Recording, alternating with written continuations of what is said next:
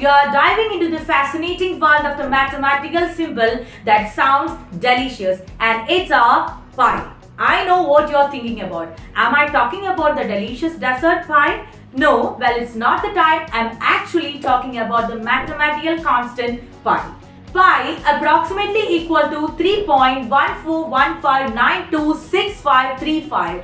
Actually, it's a never-ending irrational number. And what makes it so special is that it's the ratio of a circle circumference to its diameter. That is, no matter how big or small your circle is, if you take the circumference and divide it by the diameter, you will get the number pi. The Greek letter pi was first used as a mathematical symbol by the Welsh mathematician William Jones, and later it was popularized by the Swiss mathematician, the legendary Swiss mathematician Leonhard Euler. Pi is like a secret code used by mathematicians to unlock the mysteries of circles. But the coolest part is, pi is not just about circles. Actually, it pops up in many areas of mathematics.